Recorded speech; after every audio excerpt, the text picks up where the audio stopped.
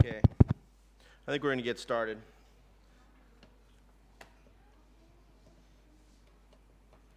Ready? All right. Good morning from the Foreign Correspondents Club of Thailand. My name is Phil Robertson. I'm the Deputy Asia Director for Human Rights Watch. Apologize for a slight delay in getting started. We were waiting for some more people to come into the club here in Bangkok. I know that there are also probably people watching online, and we welcome people both here at the club and online.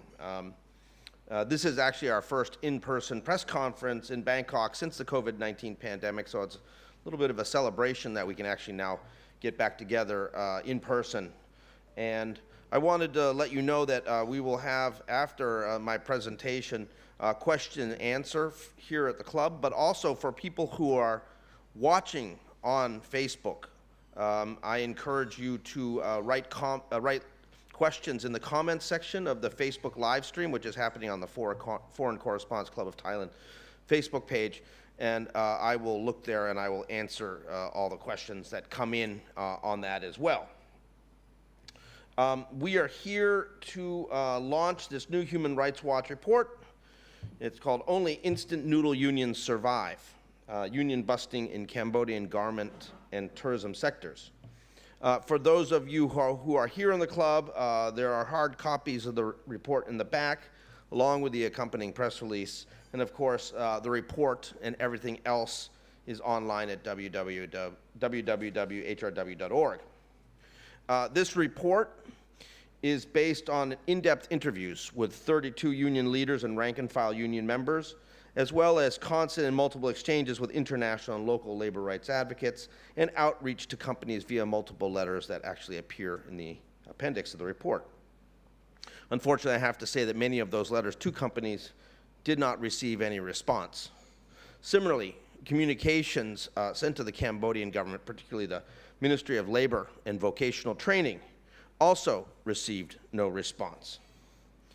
To picture what we've documented in this report, it helps to think about the depths of the COVID-19 crisis, where fear of the spread of disease collided with people's needs to continue to work to earn a basic living. And downturns in business also meant uncertainty of massive layoffs and financial ruin. These were desperate times for hundreds of thousands of Cambodian workers facing massive dislocations, pandemic lockdowns, and desperate hand-to-mouth living as they sought to survive with their families. In that kind of situation, one of the few advocates for the workers were independent unions. And by that I mean the nonpartisan labor unions and federations trying to protect workers, trying to do their duty as unionists, and seeking to minimize layoffs while also ensuring that those who were fired got all the required payments in line with the labor law. This is in contrast to the so-called instant noodle unions, which are in the title of this report. And these are unions that are controlled by either the employers or elements close to the ruling Cambodian People's Party. And they're so named because the ease of registering such yellow unions is like making a cup of instant noodles. And these are the unions who didn't lift a finger to protect workers during that time of crisis. Yet it was precisely the independent unions who were trying to actually help who bore the brunt of a crackdown led by the Cambodian government and employers, who cynically saw the COVID-19 pandemic as an opportunity to crush and get rid of such independent unions once and for all. This outrageous and unacceptable crackdown is heaping insult upon injury for workers who lost their sole source of income that they depend on to rent their rooms, pay their utilities, buy their food, and if there's anything left over at the end of the month, send to elderly parents and children living in the countryside who are dependent on those salaries. Frankly, for these workers, there's no slack there. There's no financial reserves that they're going to be able to sort of lean upon. And in fact, many of them are already in debt to microloan providers. In fact, Cambodia leads the world in per capita indebtedness to microloan providers. And the situation has gotten so bad that the International Finance Corporation, which is the private sector arm of the World Bank, has initiated an independent investigation into malpractice in the microloan sector in Cambodia. When we talk about this crackdown, what are we talking about? Well, it was multifaceted and it involved a host of right abuses, including the use of violent tactics by police to crush worker strikes, arrest and imprisonment by union leaders and activists on vague and wholly bogus charges like so-called incitement to commit a felony, which is an actual criminal charge in Cambodia, often filed by the government and or employers. Threats to deregister certain independent unions, therefore making them illegal. Blanket prohibitions on strikes, using pandemic-related health restrictions, and misuse of COVID-19 health measures to forcibly remove, transport to, and temporarily detain workers on the outskirts of Phnom Penh in so-called COVID-19 quarantine facilities, and unfair dismissals of workers and employers' refusal to pay what is owed to those workers under the labor law. So, to give you a sense of the kind of issues the unions faced, I'd like to pause and actually show a video that we have done where the Khmer workers and their leaders speak for themselves, and you can see what they endured, including excessive use of force. So let me ask Tam to kindly roll the video, please.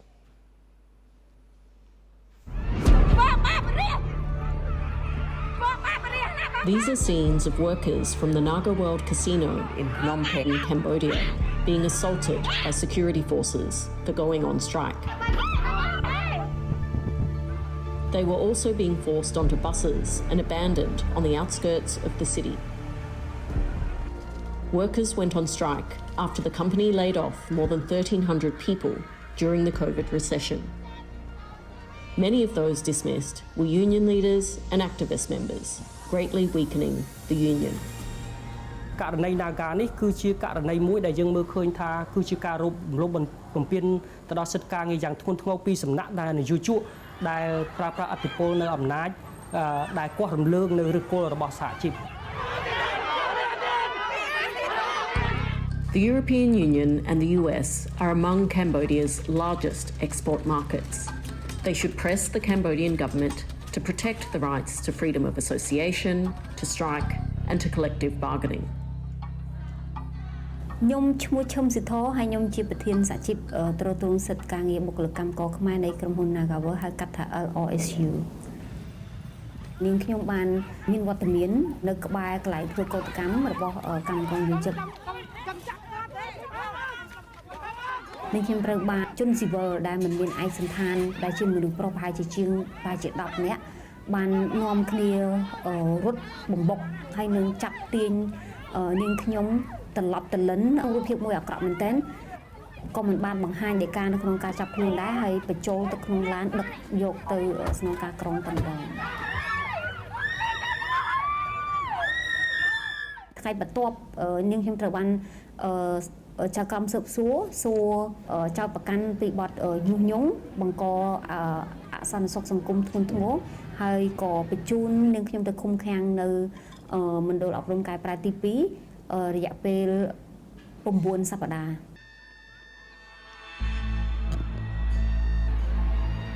យើងមើលឃើញថាថ្នាក់ដឹកនាំសកម្មជនសហជីពនៅថ្នាក់មូលដ្ឋាននៅថ្នាក់ជាតិត្រូវបានជាគោលដៅដែលបានដាក់ចុះដោយភាគីពាក់ព័ន្ធដែលមើលឃើញថាថ្នាក់ដឹកនាំសហជីពទាំងអស់នោះត្រូវបានក្រោកឈរនៅក្នុងការការពារសិទ្ធិនិងលក្ខខណ្ឌការងាររបស់កម្មករនិយោជិតក្នុងពេលដែលមានវិបត្តិ COVID នៅពេលដែលរោងចក្របិទឬក៏ត្រូវបានព្យួរឬក៏បញ្ឈប់ការងារជាលក្ខណៈទង់ជ័យធំ When workers are laid off, the union representatives are entitled to stand up for their rights.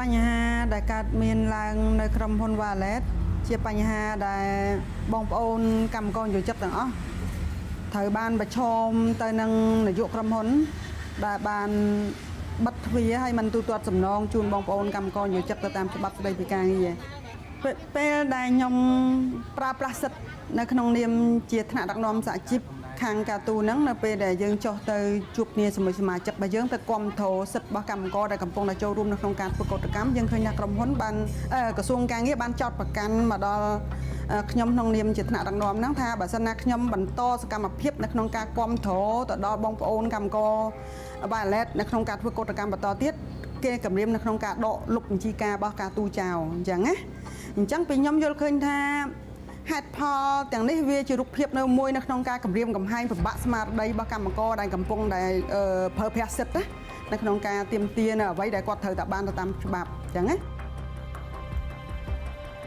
Countries importing Cambodian goods should set clear benchmarks for the Cambodian government to honour its labour rights obligations.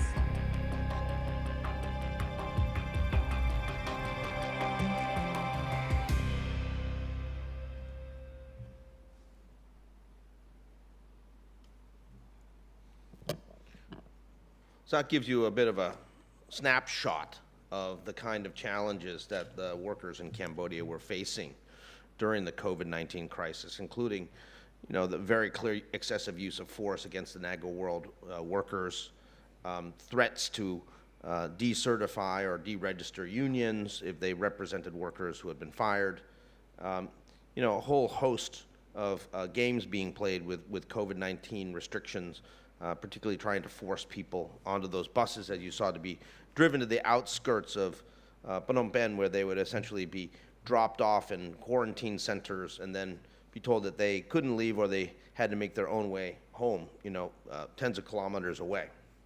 We're calling for independent investigations and accountability for some of the Cambodian government officials, the police and security forces you saw there, who use that kind of excessive force on peaceful protesters and strikers. But we're, to be honest, not holding our breath on this, because it's quite clear that the Ministry of Labor and the Cambodian government have been continually biased and discriminatory towards independent unions and have used every trick in the book to try to undermine them. But this report, I think, is also very timely because it reveals what needs to change in Cambodia as the garment and tourism industry struggle to recover from the impacts of the COVID-19 pandemic. And we're already seeing tourists returning to the region. They're filling hotels and spending money. And also global consumers are resuming their spending habits, revving up retail outlets and online sellers where clothes produced in Cambodia are sold. So with this resumption of activity, it's time to fundamentally address the failures of the Cambodian labor law and regulations, which fall far short of the requirements of ILO Convention 87 on freedom of association and 98 on the right to organize and collectively bargain, and other ILO conventions which have been ratified by Cambodia. And I should note that Cambodia has ratified all the core ILO conventions, the key 9 conventions that are often discussed as being the most important conventions of the ILO, but it fundamentally fails to comply with them on a regular basis. Now, freedom of association for workers, including right to collectively bargain and right to strike, are under attack in Cambodia. COVID-19 restrictions were continuously used by the Cambodian government to justify action against any sort of strike action at that time, even when workers complied with masking and social distancing requirements. But even more sinister is the government's weaving together of laws and regulations to block independent unions from representing their members. First, Cambodia must, in our view, fix its trade union law, which sets out ridiculous, highly burdensome requirements to register labor unions that officials regularly use in a discriminatory way against independent unions. Politically controlled instant noodle unions get registered with a snap of the fingers, while the independent unions are forced to run a marathon. And while the independent union is forced to run its marathon, employers then pick off and fire union leaders and activists before the union can be formally registered and legal protections kick in. Bias in union registration at the Ministry of Labor is a bread and butter issue that needs to be addressed. And frankly, these kind of bias on registrations of unions goes back a long way in Cambodia, back really to the beginning of the labor law in the 1990s. This is just the latest iteration, and it's an ongoing major problem. Second, Cambodia must, in our view, end its rights-abusing use of forced duration contracts, better known as FDCs, which are regularly used by employers to exclude and fire union leaders and activists. It is absurd that Cambodia allows people to be hired consecutively on FDCs with a 2 to 6 month duration to do the same job, the same activities for up to 2 years. So what you're talking about is having a person constantly being renewed on a contract for 2 to 6 months for a period of 2 years. And now the Ministry of Labor has issued a new instruction, which in our view violates the Cambodian labor law, to allow people to be hired on FDCs for up to 4 years. As anyone can imagine, any sign of union activity or support for the union by a worker, and well, that worker's fixed duration contract doesn't get renewed when the term is up. Add to this the regular use of blacklists of union workers that is shared amongst garment factories, and you get the picture of systematic efforts to prevent independent union formation. Third, in the absence of labor courts, which are courts that Cambodia was legally required to establish according to provisions of labor law, which came into effect in the 1990s, but has never bothered to do so, the Ministry of Labor has been systematically blocking access by independent unions to the only labor issues arbiter in the country, the Arbitration Council. And how do they do that? Simply by systematically classifying collective labor disputes, which come under the purview of the Arbitration Council, as individual labor disputes, which do not. So for an example, when a company fired 117 union leaders and workers during the pandemic, in what was clearly an effort to try to get rid of the union, the Ministry of Labor divided up that complaint into 117 individual complaints, which then could not be sent to the Arbitration Council. Fortunately, the regulation barring the Arbitration Council consideration of individual complaints is supposed to change, but we're waiting to see what kind of ministerial regulations the Ministry of Labor will come up with. And there are concerns that the change will be one that will then swamp the Arbitration Council's ability to consider cases on a timely basis, because all of a sudden they'll just get so many cases all at once. You know, the Ministry of Labor idea through this process is to base, and it's backed by employers, is to basically create a dead end for independent union demands for reinstatement, payments according to labor law, protection from anti-union discrimination. And that's what they did before, during the pandemic, and that's what they've done before, and that's what they're doing now. Finally, fourth, employers in the Ministry of Labor have used unjust provisions of the trade union law to press claims that independent unions do not have most representative status in enterprises. Most representative status means that you're supposed to have the highest number of workers in a factory where there may be multiple unions.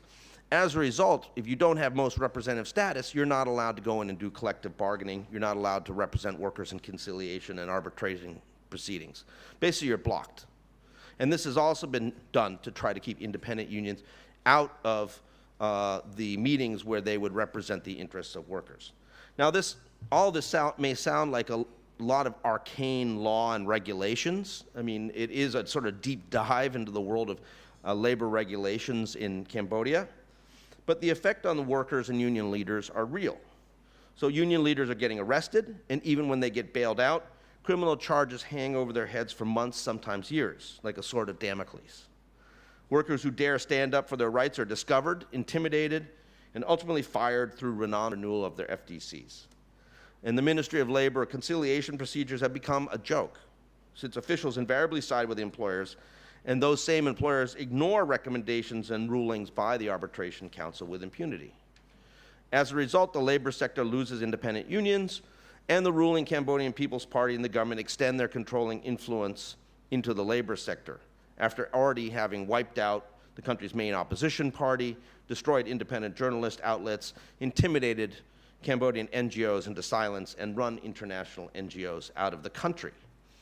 Given how bad the situation it is, it's not surprising that the International Labor Organization, the ILO, has been compelled to take not just one, but 2 direct contact missions to Cambodia to press the government to comply with ILO conventions that it's ratified. You know, the ILO doesn't undertake direct contact missions lightly. It's a major issue for them to do this, and they've done 2 in the past 5 years to Cambodia. Now, Human Rights Watch has a number of advocacy recommendations for the Cambodian government, as well as various governments and stakeholders to pressure the Cambodian government to fix this situation. Unfortunately, we think it's unlikely the Cambodian government will take action without concerted, consistent, and strategic pressure from external stakeholders. But this is what we want the Cambodian government to do. We want them to ensure that workers can register unions with a simple, objective, swift, and transparent process, and end officials' discretion and prior authorization, which is being used against independent unions. We want them to eliminate the most representative status certification requirement for collective bargaining. We want them to amend the trade union law to comply with ILO conventions ratified by Cambodia. We want them to adopt ministerial regulations to clarify that labor disputes involving unions are collective labor disputes by default and should be treated as such. We want them to repeal provisions extending the use of FDCs from 2 years to 4 years. And we want them to stop the arbitrary arrest, detention, and criminal prosecutions of independent union leaders and workers, and stop court injunctions labeling virtually all strike actions as illegal. We want them to drop all pending criminal charges, some of which date back to 2014 against workers, and for simply carrying out their work as representatives of workers. For external groups, I think it's important to recognize that the European Union plays a critical role here. The EU needs to pressure Cambodia to meet the benchmarks that the EU already set during its partial suspension of Cambodia's everything but arms trade preference several years ago.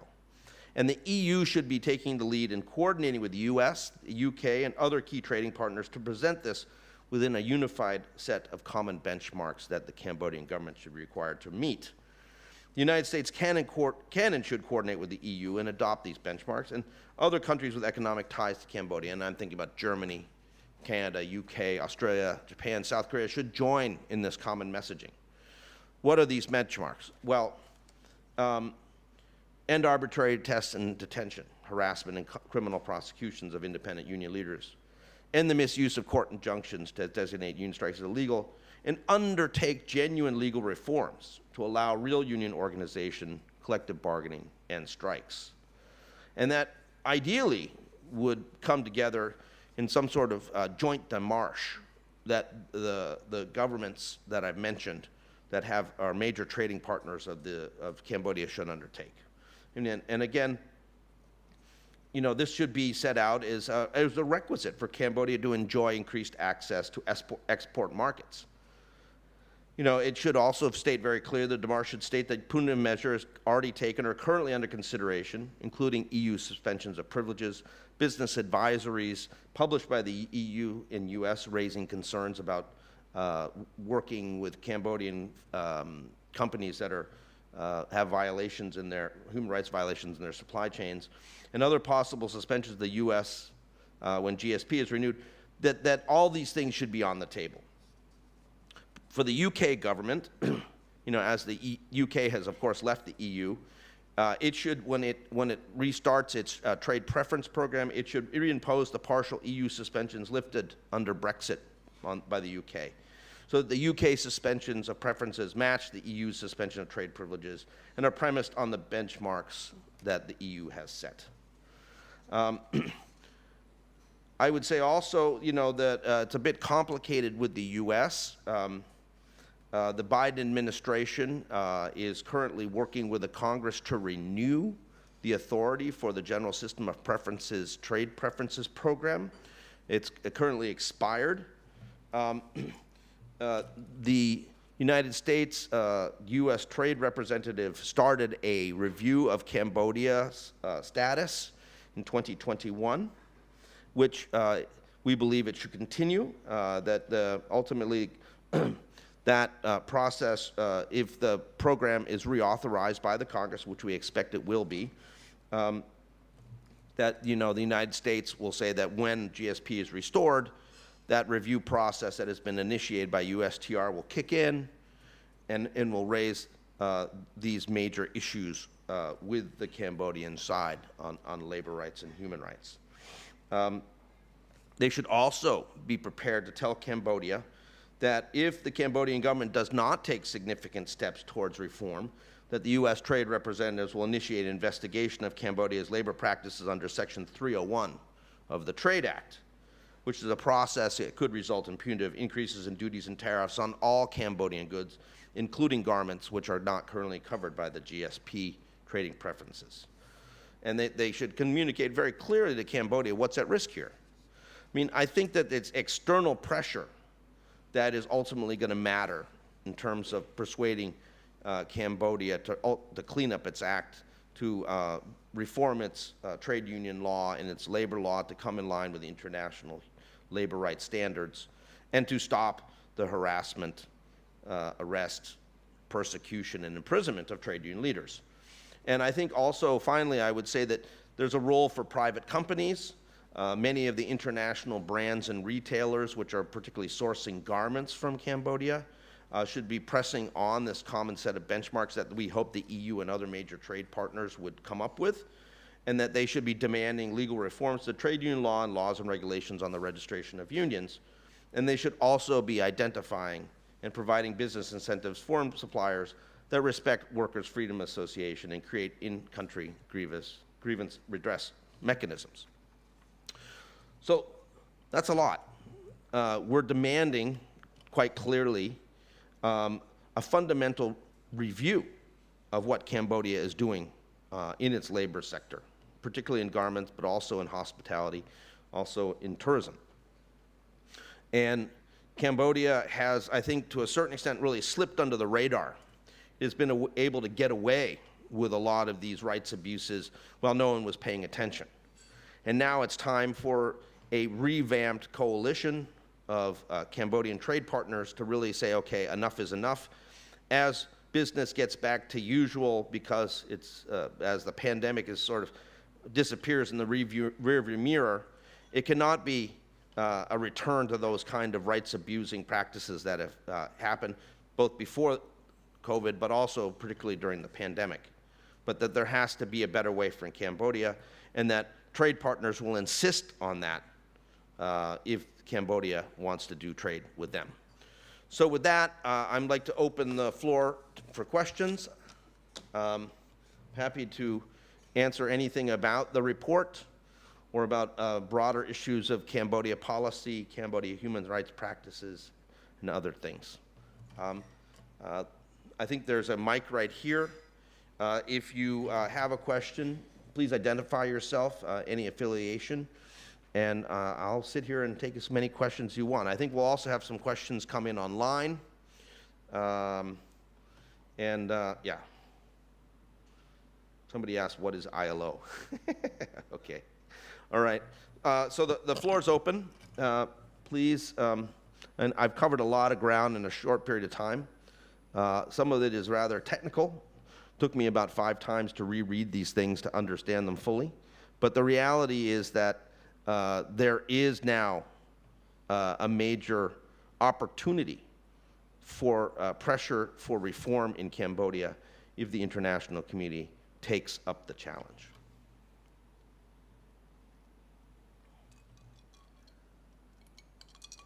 Thank you, and the floor is open.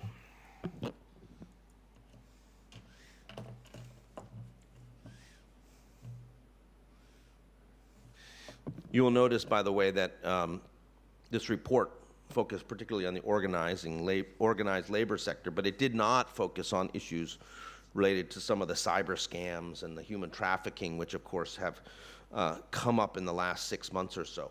That is because much of this research was done in early 2022. Certainly we need to take a look also at those kind of cyber scam issues as well, but those are a separate thing since they're really happening in a informal sector that is beyond the law.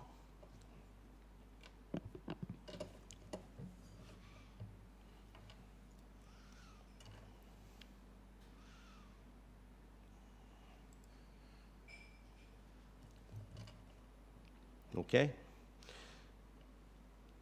Well, if there are no questions, I'm happy to stick around, answer any questions that people might have. Oh, somebody's got a question. Okay. Mike, come on up and ask a question.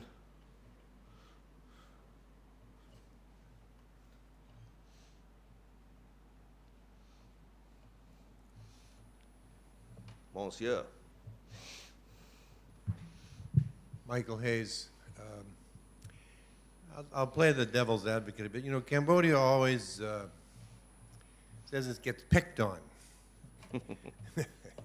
particularly by Human Rights Watch. And even in the past, Brad's no longer with you guys, but it said, Brad Adams has it in for us.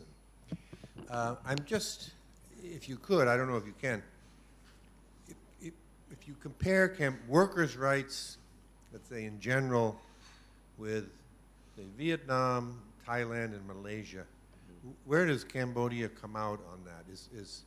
Are there problems everywhere across the board? Is Cambodia many times worse than anywhere else? Or how would you assess, say, regionally, that kind of issue? Good question. Well, I mean, with Malaysia and Thailand, you have the added factor of migrant workers, which is a sort of subclass of workers who are treated much worse than national workers. So, for instance, in Malaysia, you've got people coming from all over the South Asian continent, from Thailand, from Myanmar, from other places like that. In Thailand, you've got people coming in from Myanmar, Laos, Cambodia, Vietnam. Often these people are treated,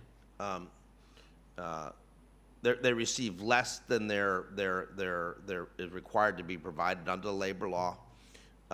Oftentimes they're facing situations of intimidation. A lot of times their employment is at will, meaning that if they lose their job, they immediately become illegal and can be deported, so there's a great deal of fear.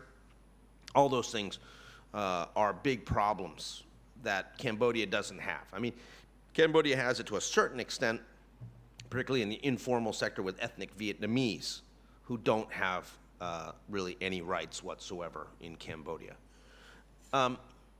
I would say that the big difference with Cambodia, I mean, Cambodia continues to have major problems connected to child labor, to forced overtime, to issues related to dirty and dangerous work.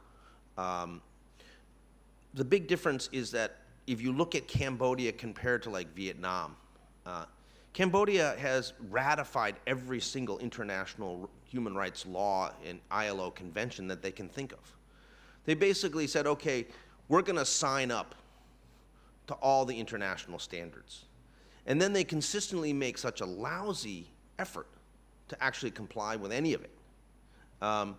So, I mean, there is a yawning gap in Cambodia between what exists in law and regulations, as bad as they are, and what actually happens. But more than that, there's this yawning gap between what the Cambodia promised to do and what they actually do. What I've frequently seen also is that Cambodia is the administration of labor proceedings as handled by the Ministry of Labor and Vocational Training in Cambodia is really piss poor. You know, they just are not serious about effective implementation of the laws that they're charged with implementing. That is a fundamental problem. You know, I mean, the games that are being played, the discretion that is allowed to the officials and the way they handle these things, you know, is as bad as sometimes the laws themselves. So I would say that Cambodia ranks, you know, I mean, at least in Thailand you have a functional labor court system. You have a functional, you know, labor ministry that deals with reconciliation issues and conciliation problems. You have cases where collective bargaining actually happen. But in Cambodia, I mean, you're not seeing much of that. I mean, everybody waits around until the minimum wage is raised in the garment sector to get a raise, because many of the contracts that can be bargained are only just to hold out for what is required in law. The fact that they have to bargain for that basic fact of, like, you need to implement the labor law in our factory, you know, indicates, I think, the sort of strength of the employers backed by the Ministry of Labor against the unions. And the fact that there's a massive yellow union problem or instant noodle union problem in Cambodia, I think, is a big issue as well. Yep. One more. I'm a bit out of touch, not following this issue day to day. Did you guys talk to Van Zueng or Ken Liu at GMAC and get their insights into what they think about what's going on? We sent a letter to Ken Liu. It's in the actual appendix, which Ken Liu declined to reply to. Van Zueng, I think there was an effort to try to reach out to him indirectly, but nothing came of it. I mean, it's very, it's very depressing that you spend a lot of time doing this kind of research, and then you say to the government or you say to these employer federations, look, we want to give you a fair shake. We want to give you the opportunity to you know, put your 2 cents forward on what you think is going on here. You know, here's some questions, here's some things like that. Please reply. And we get nothing. You know, I mean, it's a deafening silence. You know, we sent all these letters to these various different factories. You know, in some cases, like the casino, we sent at least 3 letters, and you know, nothing but crickets.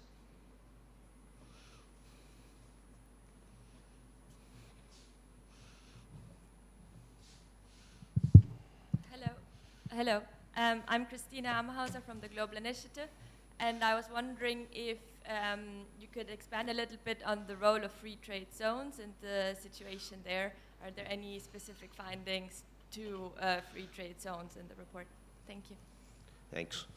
Well, the issue of the free trade zones, we didn't specifically target free trade zones in terms of the research. We were actually looking at some of the issues connected to the you know, the various different treatment of independent unions and some of these.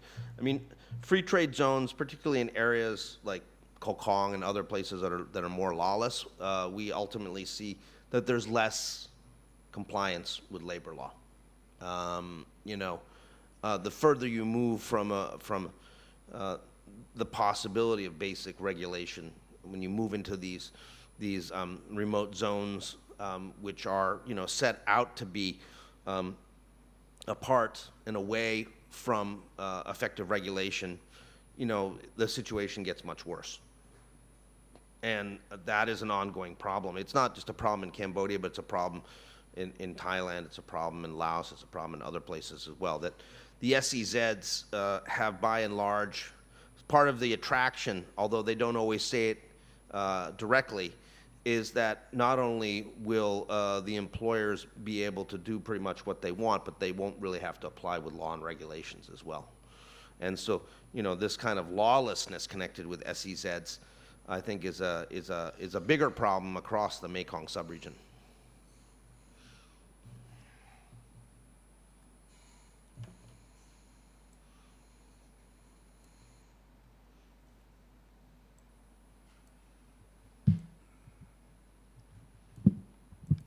Sam Wright, club member.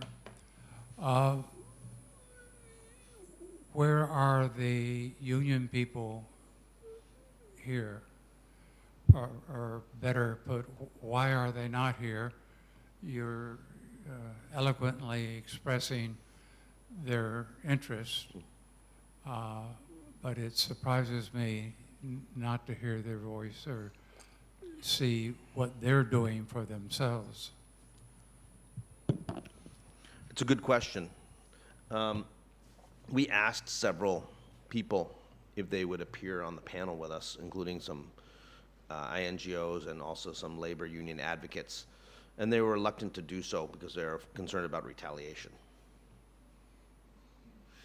So the problem is that, I mean, this goes to the sort of larger dynamic that we're seeing in Cambodia, which is that you know, really after 2017, with the destruction of the Cambodian National Rescue Party, with the closure of the Cambodia Daily and the basically selling of the Phnom Penh Post to a government-controlled entity, you know, the increased use of Lango, the law NGOs against NGOs, and kicking out a number of international NGOs, that there's an atmosphere of fear that has descended in Cambodia, where civil rights advocates and human rights and labor advocates are now more reluctant to publicly express concerns about what is going on because they feel that they're going to face retaliation. And so far what we've seen is that they're right. They will face retaliation if the Cambodian government feels that they're being overtly critical. And so it's created a problem where not just for our panel, but other panels that I know of that have happened in Bangkok about Cambodia issues, there is a real difficulty getting anyone from Cambodia to be willing to speak publicly, even remotely via Zoom or something like that. Yes, excuse me for not not being more clear. And also, I meant to say thank you for what you're doing. The voice of, really needs to be heard. But I'm talking about the international labor movements, organizations which are outside the reach of the intimidation of local government. Why are they not here? Yeah. That's a different answer. I think we felt that some of them, well, we, you know, with the limited capacity to organize this and try to pull people in. I mean, some of these international union groups have been, in fact, active on some of these labor disputes in Cambodia. The international, the IUF, which is the global union that works in hotels and casinos, have been active on the Naga casino case. We've had cases of the Union Network International, which also represents garment and textile workers around the world, has been active in some of these cases. Some of the groups that we spoke to in doing this research were some of those international unions, along with the Worker Rights Consortium and others who, you know, have worked with garment workers in Cambodia for a long time. So in some ways, some of the perspectives of those unions are included in this report. But I mean, I think that the action really is in Cambodia. So, and to the extent that there has been international solidarity extended from the unions overseas, I think that's been welcome. But it's been sporadic. You know, you know, the labor movement, international labor movement, was facing the same kind of challenges that the national labor movements were facing during a period of COVID pandemic crisis and downturns. And I think everybody is just starting to catch their breath again and starting to move forward. So, you know, I mean, I think that there's a limit to what those international unions were able to do during this crisis, but I think that going forward, we'll be asking them to do a lot more.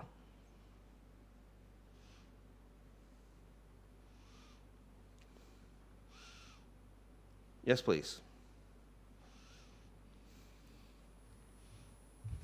Okay, one more question. I missed the beginning of your presentation. There's something called the, I don't know if they call what they call them, the majors or something related to the garment companies that sell products, especially in the U.S., like Levi Strauss and The brands. the brands. That's it. Yeah, the brands. So are the brands involved, doing anything, concerned, lobbying, back channel, organizing? Are they doing anything on this? I saw the numbers just yesterday. I think in Asia, Cambodia is the largest amount of garments sold to the U.S. compared to any other country, other country around. Well, no, it's a massive. I mean, the U.S. and EU are really sort of 1-2 in terms of the exports from Cambodia. I mean, the brands basically spend a lot of time talking about this stuff. You know, so if you send them a letter, they'll send you something back saying they're guided by their principles and their codes of conduct and things like that. But it's hard to get them to actually sort of investigate and intervene into some of these cases. The brands, I mean, there are some that are more principled who will basically stick with it and try to basically remedy a problem that's come up and is brought to their attention. There are others that will basically cut and run, which is means that as soon as they hear that there's a problem in that factory, they'll say, well, okay, that factory's out of compliance, we got to leave. And they end up making the problem worse because they're the ones who are then cutting orders, and then the employers say, well, geez, look, because you have raised these concerns, you know, you're costing us business, and the situation spirals downwards.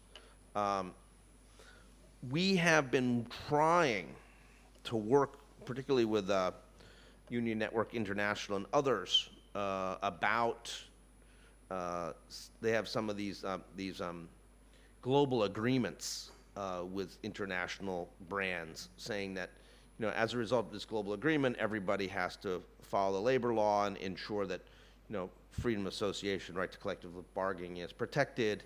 But again, the issue of implementation and translating these fine thoughts written on paper, on websites, or, in glossy pamphlets, translating those to actual efforts to say to a factory owner, look, if you don't fix this, we're going to have to do something here that's you're not going to like.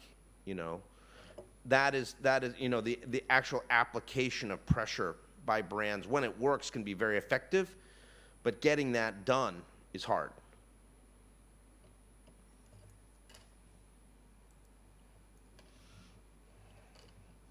I'm looking online to see if we have any questions from. I don't think we do. All right, well, unless there's some more questions, I'll wrap it up. But thank you very much for coming out. As I mentioned, there are copies of the report that are on the back table. Take as many as you'd like. I'm around to answer any questions that you might have about the findings of the report or other things related to Cambodia. And again, thank you for coming out, and thank you for joining us online. We appreciate it very much.